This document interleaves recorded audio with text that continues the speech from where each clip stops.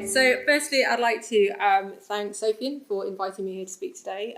It's really pleased to be here again in a face-to-face meeting, and also before I go on to talk to you today about ion channels as therapeutic targets for respiratory disease, I'd just like to acknowledge my colleagues that I work with in the early respiratory and immunology therapy area, both here in Cambridge and Imperial College in London, and in Gothenburg as well, many of whom have contributed to the slides I'm going to use here today. Okay. So chronic respiratory diseases are respiratory diseases of the airways and other structures in the lung. And they actually account for, they're a significant cause of global mortality and morbidity. And yet despite this, they actually receive relatively, comparatively less attention and funding compared to other causes of global mortality. In the UK, NHS England says that about 1 in 5 individuals will have a chronic respiratory disease, and it's the third largest cause of death after cancer and cardiovascular disease. And there's been a lot of advances made in understanding the biology that underlies chronic respiratory diseases, and yet despite this, there's still a continued, or in some cases unmet medical need. And when we think about treating the etiology and the symptoms of these diseases, there are multiple target classes that we might want to go for, and that could give the opportunity for therapeutic intervention. And one of those is, of course, ion channels, and so unsurprisingly, it is ion channels that I'm going to focus on for the remainder of this talk. So ion channels are expressed on both neuronal and non-neuronal cell types within the lung, and have the opportunity to influence respiratory physiology through multiple routes. And I've just picked 3 of those up here today. Firstly, starting with maintenance of the airway epithelium ion balance. And so this is important because it's essentially important to the maintenance of that layer of fluid that acts as a barrier between the organism and the external environment. So when we breathe in air, we also breathe in various irritants and pathogens, and that layer of fluid is important for trapping those and helping to remove them from the airways. It's the periciliary fluids. And within the epithelial cells, there are various ions and transporters that allow the passage of there are various transporters and ion channels that allow the passage of salts and ions across the cell membrane to maintain the sort of water content of that fluid, as water follows down the osmotic gradient. And examples of those sort of channels and transporters, well known, sort of TMEM16A, ENaC, CFTR, and there are compounds that target these channels of these transporters either in clinical trials or as marketed drugs. So if thickening or excess airway mucus is characteristic of the chronic respiratory disease, and they absolutely offer a good opportunity for therapeutic intervention. And then thinking about the role in inflammatory responses, again here, there are various endogenous pro-inflammatory mediators that can interact with ion channels that are expressed on different cell types in the lung, smooth muscle, fibroblast, endothelial cells. For example, prostaglandins, PGE2, reactive oxygen species, proteases that can interact with TRP channels or purinergic receptors that are involved in pro-inflammatory processes. And then finally, a role of ion channels in evoking reflex responses such as cough. Channels expressed on sensory nerves that innervate the airways, and essentially, when they're activated, can lead to activation of those sensory nerves, signalling to the brainstem, and then a reflex cough event. And it's actually cough that I'm going to continue to talk about a little bit more, and the role of ion channels in cough and then chronic cough. So cough is a defensive reflex. It's important. It allows us to clear our airways. But if it becomes exacerbated or prolonged, then it can become, unwanted. It can have detrimental physical, psychological and social impact, and is known as chronic cough. And chronic cough is defined as a cough that lasts more than 8 weeks. It actually accounts for the greatest number of visits for patients to their healthcare physician in the US and the UK. And it is a symptom of many chronic respiratory diseases, but it can also be idiopathic in nature. And as I said, it can really, it can be very debilitating for patients and, really negatively impact them both, physiologically, but also many other aspects of their life. So this just talks a little bit about the patient journey, So often when an individual initially consults their physician, it's the start of a very long journey, involving multiple appointments with different specialists and often very little satisfactory outcome. When patients were asked to upload pictures describing, their feelings around their symptom, their cough, they describe feelings of frustration, annoyance, and entrapment, And it very much impacts their life, not only at home, but also at work and their ability to work. They can often feel that, people may think that they're contagious in some way. They often won't feel confident speaking or don't want to take a role where they have to talk, for example, on the phone or into public. So it can, very negatively impact their quality of life. So, airway reflexes, how do they occur? So, sensory nerves within the airways detect changes in the physical and chemical environment, and they relay pulmonary sensory information to the CNS, which leads to reflex events such as cough. So, when sensory nerves are stimulated by endogenous or exogenous stimuli, this is via ion channels often, which then cause a local depolarization, which, if that reaches the threshold for activation of the voltage-gated sodium channels, can lead to activation and signaling, which then goes to the brainstem, and then via effector nerves activates the larynx and muscles of the chest and the diaphragm to cause a cough. So you can also get parasympathetic bronchospasm as well. And the vagus nerve consists of different fibre types. It consists of the slower conducting unmyelinated C fibres, and then the slightly fast conducting myelinated A delta. And the cell bodies for these are located in the nodose and jugular ganglia. So what's the role of ion channels then in airway reflexes? And how can they be activated? Well, through a number of different mechanisms. It could be via a direct stimulus, for example, here capsaicin activating a TRPV1 channel. It could be indirectly through inflammatory mediators acting a GPCR, and then through intracellular signalling pathways activating an ion channel. It could be through oxidative stress and release of reactive oxygen species, which can activate channels such as TRPV1. Or it could be due to the release of extracellular ATP activating purinergic receptors. So, before going on, I should say that there are obviously many ion channels here that I could talk about, but I'm in the interest of time. I'm just going to talk about three, so those three being TRPV1, talking about purinergic receptors, specifically P2X3 homomers, P2X23 heteromers, and then voltage-gated sodium channels. So to start with, TRPV1. Okay, so this is an ion channel thought to be involved in cough. It's activated by a number of endogenous and exogenous mediators, as I'm sure many of the audience here know, electrophilic chemicals, components of air pollution, cold temperature, for example. It's also a sensor of oxidative stress. It can be activated by reactive oxygen species. And this graph, essentially, this is demonstrated by, three different activators of TRPV1 that have been used to cause depolarization of an isolated vagus nerve. That activation depolarization can be inhibited not only by a selective TRPV1 antagonist, but also by an antioxidant, in this case NAC. And this is just the recording from the vagus. So this mechanism of oxidative stress is important when thinking about how environmental triggers can cause cough. And here, this picture just shows a particularly smoggy day in London. And we know that when we get such smoggy days as this, that for asthmatic patients, they report an increase in the number of exacerbations, and there's also an increase in the number of hospitalizations as well.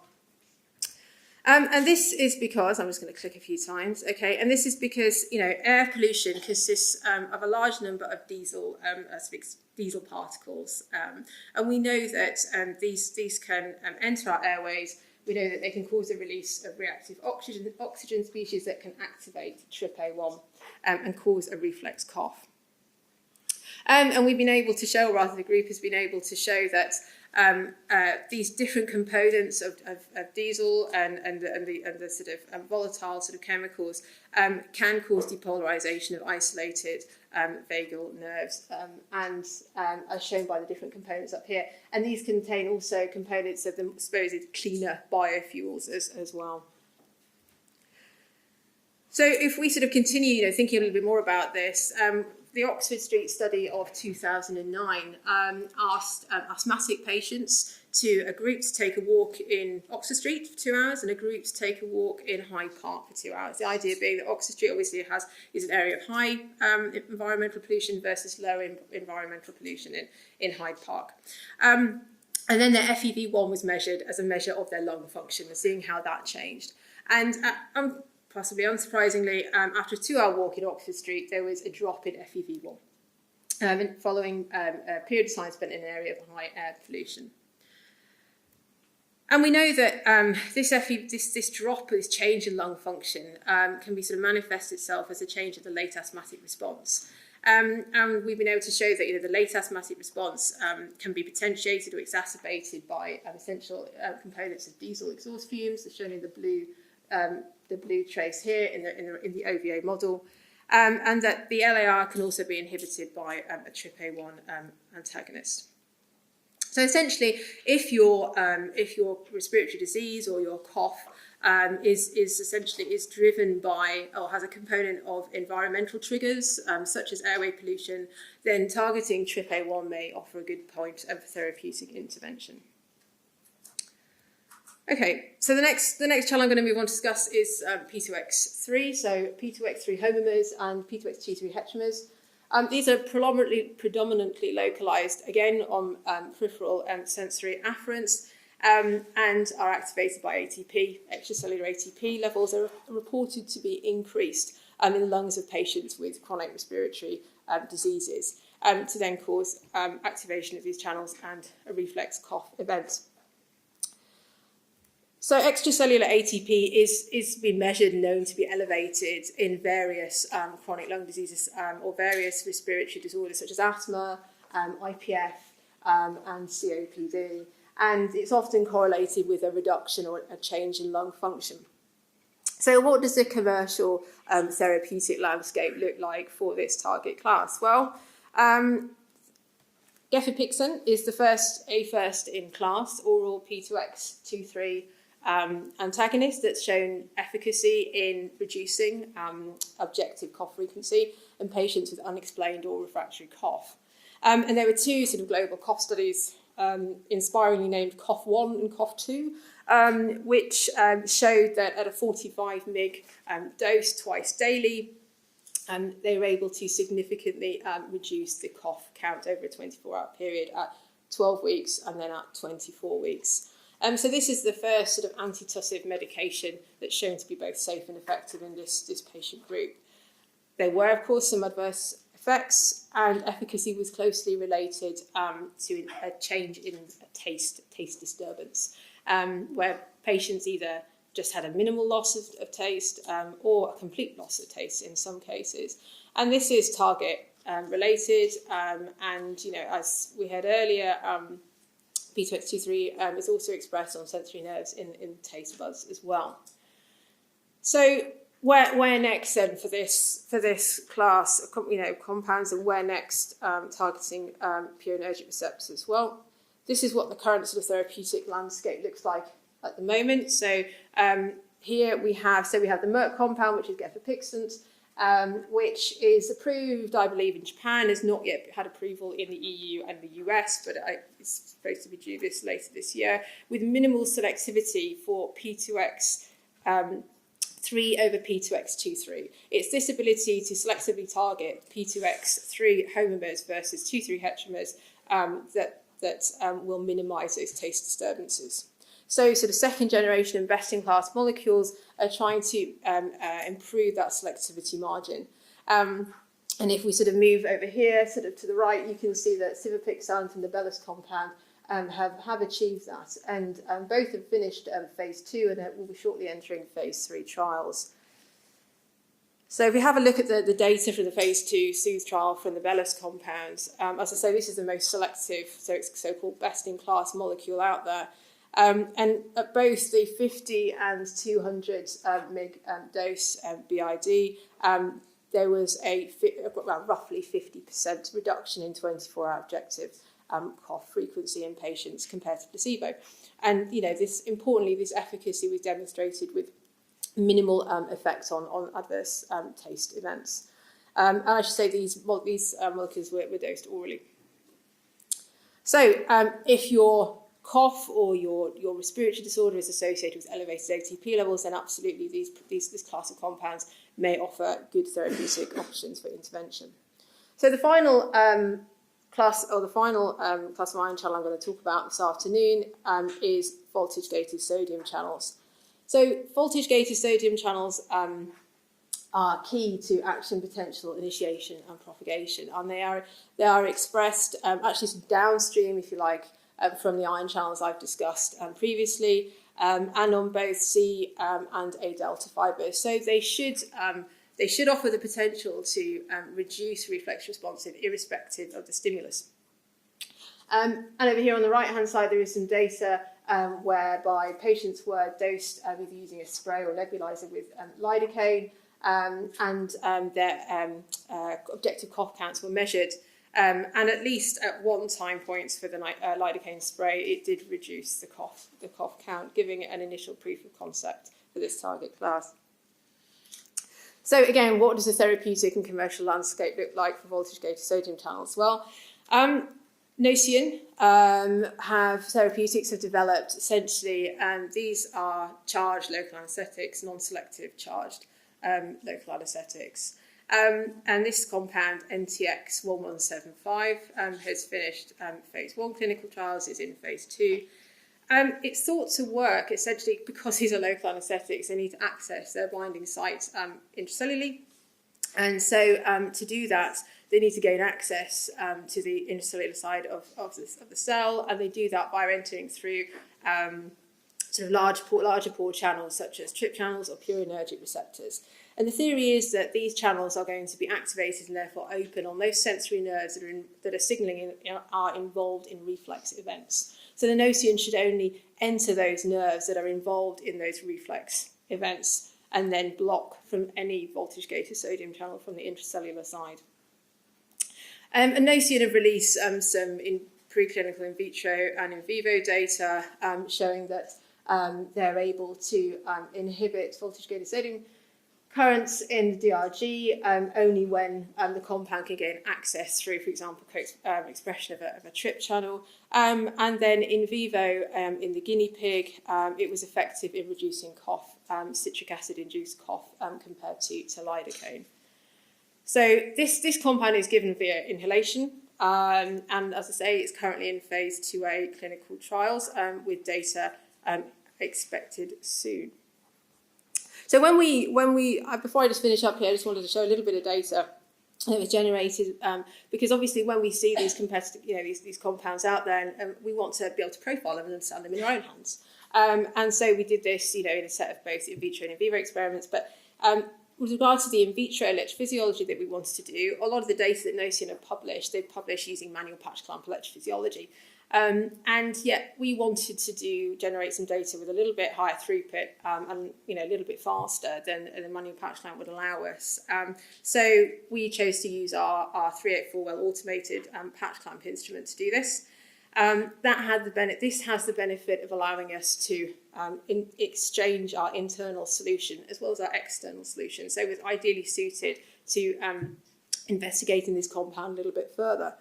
So this slide just talks to that a little bit, and the fact that, as I say, if you want to investigate this, apply the compound internally using the manual patch clamp technique, then obviously the compound's in the pipette.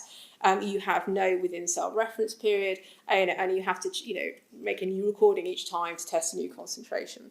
Whereas with the automated electrophysiology, we were enabled to apply compound both internally and externally and have a within cell reference period. And we were also able to test numerous concentrations across the plate. So we set out to test a close analogue, what we believe to be a close analogue of the no-syn compound. And this is the initial data that was generated.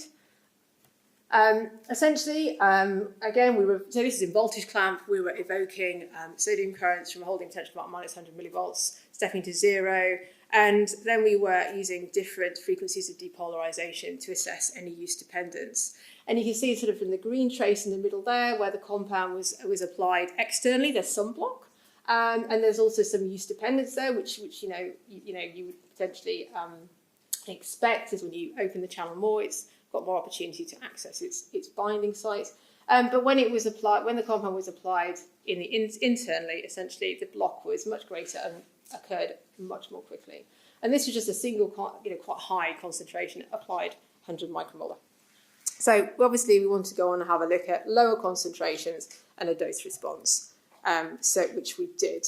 And again, you can see here that when the compound was applied at sort of three or four lower concentrations, again, this is intracellular application, but there was a clear marked shift in potency of greater than 70-fold observed between internal and external exposure.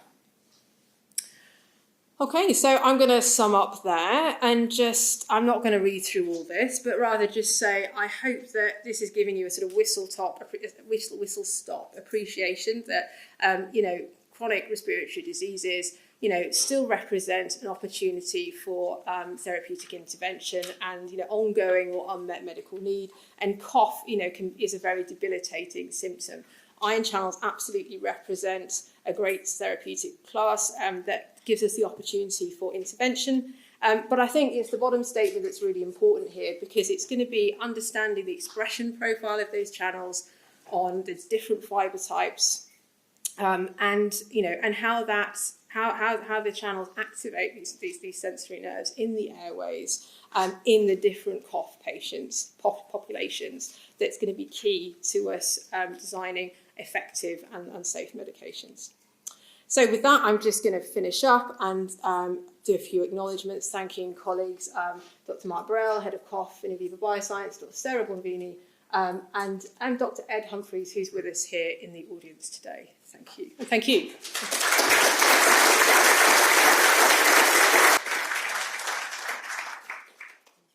In the interest of time, I might also restrict ourselves to one question. And if nobody has one, then I'll ask one. Could you perhaps reflect on the various indications that the different classes of ion channel modulators might be indicated for, so the different types of cough that you would preferentiate? Yeah. So it's a bit like I was talking about with, I'll come close to the microphone, with TRPA1, for example, if you've got a cough that's driven by excess sort of maybe irritants from pollution, for environmental irritants, then they again might represent a good class to target therapeutically if that's what's driving your cough. Again, if it would be again elevated levels of ATP, then it's all about biomarkers to assess, and understand in your particular set of coughers, if you like, or patients, what is it that's driving their cough, and then you can decide on the most appropriate therapeutic intervention based on the target class that's likely to be mediating that excess, neuronal reflex. But that's not quite clear yet from a pathophysiological point at the moment. I think it's about trial and error. I think I think this is when we go forward into clinical trials. It's about having those biomarkers, whether it's something like markers of oxidative stress for TRPA1, for example, whether it's elevated ATP levels for a period, to understand, okay, so is that happening in my patient population, in which case is a purinergic receptor antagonist likely to be effective? Thank you very much for that fascinating talk, and also the really nice segue to the next speaker. Okay. So, thank you very much.